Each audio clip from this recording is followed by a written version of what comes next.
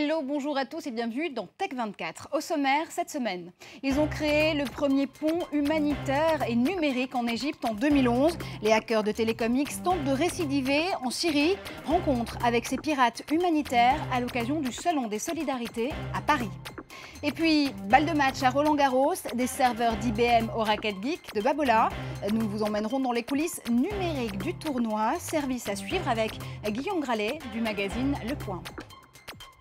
Les hackers font la une de l'actualité, mais pour la bonne cause. Objectif, partager avec les ONG leur savoir-faire. Cette rencontre était organisée cette semaine au Salon des Solidarités à la Porte de Versailles à Paris. Ceux qui préfèrent être présentés comme des bidouilleurs plutôt que des pirates reviennent aux sources du hacking pour défendre la liberté d'expression. De la mise en place de VPN, ces réseaux privés virtuels, jusqu'à la sécurisation des données ou même la construction de drones.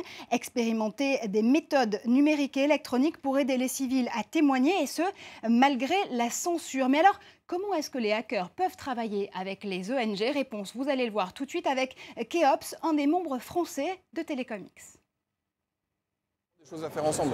Il y a une raison qui est toute simple, c'est que maintenant, pour communiquer, le seul moyen qui reste, qui peut encore échapper à une censure centralisée, c'est Internet. Et les gens qui sont compétents pour faire ça sur net, c'est ceux qu'on appelle les hackers. Alors Guillaume, on se souvient que Telecom X avait aidé justement à créer ce premier pont numérique, un pont humanitaire en Égypte. C'était en 2011. Aujourd'hui, ils tentent de reproduire les mêmes méthodes en Syrie, sauf que la situation n'est pas du tout du même acabit.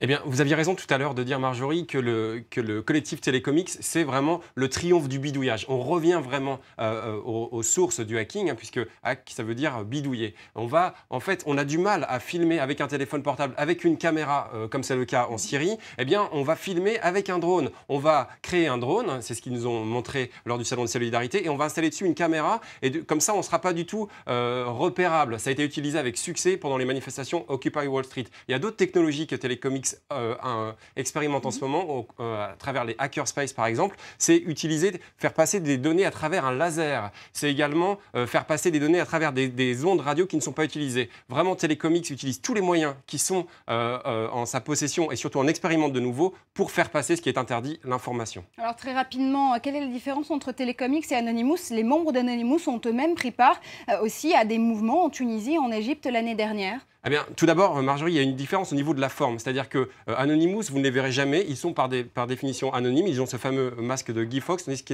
Telecom X avance à visage découvert. Anonymous se base sur plusieurs fronts. La lutte contre l'église de Scientologie, la lutte pour le respect de la vie privée. On l'a vu lors de leurs attaques contre Sony, par exemple, parce qu'ils trouvaient que Sony ne sécurisait pas assez toutes les données personnelles des utilisateurs. Telecom X n'a qu'un seul mot d'ordre, c'est libérer les données, c'est permettre à l'information de circuler, et ça dans le monde entier. Et c'est dans ce cadre-là qu'elles peuvent évidemment travailler avec des ONG. Merci Guillaume pour ces explications. On reviendra dans les prochains numéros de Tech24 sur la façon dont les ONG peuvent justement s'emparer des techniques numériques.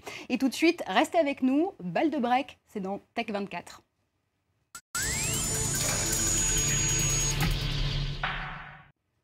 Et le tournoi de Roland-Garros bat son plein côté court. Mais que se passe-t-il derrière vos écrans de télévision, d'ordinateur ou encore de tablette pendant les matchs? Anne-Sophie Pellegris vous emmène à la découverte de l'infrastructure numérique des internationaux de France.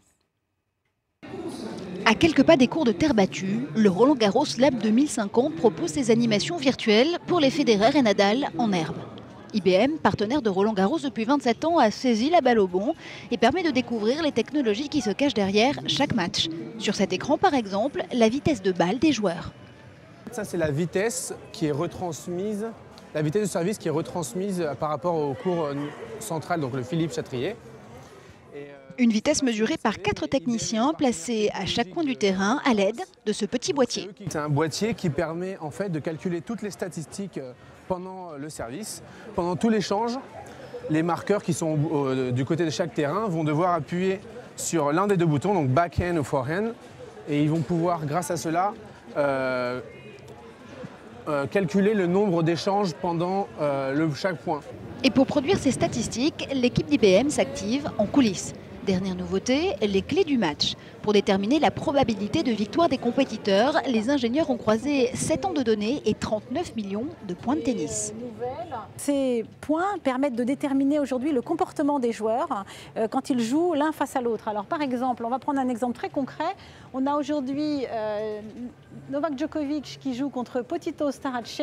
Le système en début de match a déterminé 3 clés caractéristiques pour chacun quand ils jouent l'un contre l'autre. 3 clés qui vont définir qu'est-ce qu'il faut faire pour avoir le plus de chances de gagner.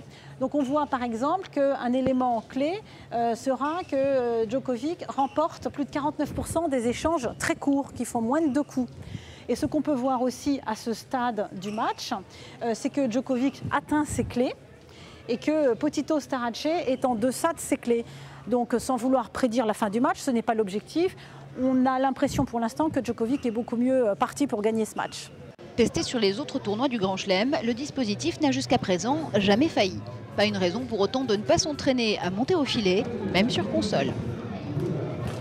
Et retour en plateau, retour avec vous, Guillaume, évidemment. Il n'y a pas que les écrans, évidemment, qui procurent des surprises et qui cachent des surprises cette année à Roland-Garros. Les raquettes s'y mettent aussi. Le Français Babola a créé l'événement avec Play and Connect, une raquette dont le manche doté d'une puce livre aux joueurs des données sur leur performance. Alors, c'est un gadget ou c'est une vraie avancée sportive? Alors, c'est les deux. Alors, j'ai dans les mains l'impression d'avoir une raquette absolument normale, traditionnelle. Elle fait 400 grammes. Sauf qu'elle est intelligente, en fait. Elle va espionner tout pour le meilleur et pour le pire. Alors pour le meilleur, c'est-à-dire qu'elle va savoir, à travers des capteurs qui sont dans ce manche et qui vont pouvoir communiquer à l'extérieur à travers une connexion Wi-Fi, une connexion Bluetooth. Et puis, surtout, c'est assez marrant, on va pouvoir ouvrir ici, puisqu'uniquement c'est uniquement un prototype, ça sera disponible l'année prochaine. On aura accès à une clé USB et vous allez pouvoir relier votre raquette à un ordinateur. Et là, vous allez pouvoir découvrir le nombre de smash que vous avez réalisé, la forme de vos mouvements, la vitesse de la balle, l'inclination de la balle. Bref, vous n'aurez plus aucune excuse pour ne pas être au niveau de Rafael Nadal. Alors justement, c'est pour le meilleur pour Rafael Nadal, j'allais le dire. Pour le pire, par contre, pour ceux qui ne savent pas vraiment maîtriser leur performance. Et c'est là où la raquette est utile. Exactement, ça va vous permettre vraiment de progresser, d'avoir une amélioration dans le temps. Ce qu'on observe aujourd'hui, c'est des sports de plus en plus connectés, on peut de plus en plus se mesurer. On l'a vu avec le bracelet Fitbit qui permettait de mesurer le nombre de calories qu'on perdait. Alors ça, on va pouvoir le partager sur les réseaux sociaux, mais de plus en plus de sportifs se disent ça, je vais moins le partager, j'ai moins envie parce que j'ai envie de m'entraîner tout seul. Et pour terminer sur les sports connectés, il y a une innovation qui est intéressante qui a été implémentée dans le foot et qui s'appelle Goal Line Technology, qui va permettre vraiment de savoir aujourd'hui quand est-ce qu'une balle traverse vraiment le but et donc il n'y aura plus aucune excuse. Rappelons-le, nous sommes à quelques jours du coup d'envoi de l'Euro 2012. Les sports connectés, merci Guillaume, merci pour vos explications. On vous retrouve la semaine prochaine évidemment sur ce plateau. Et c'est presque la fin de nous quitter, vous l'avez compris, mais on ne se quitte pas tout à fait puisque rendez-vous à l'adresse facebook.com/tech24 pour découvrir les coulisses de l'émission, voir ou revoir votre magazine. Et puis n'hésitez pas à ajouter le hashtag, le mot-clé Tech24 à la fin de vos messages sur Twitter. Cette fois-ci, on se quitte, allez, vraiment, avec un concept original. Après Keyboard 4, le bien nommé, voici le clavier à tout faire. Mikey peut connecter les objets les plus fous, des bananes, n'importe quoi, avec votre ordinateur. Et si vous êtes séduit, la start-up lance un appel au financement sur Kickstarter en ce moment même. Restez avec nous, restez connectés. On se retrouve la semaine prochaine sur le plateau de Tech24.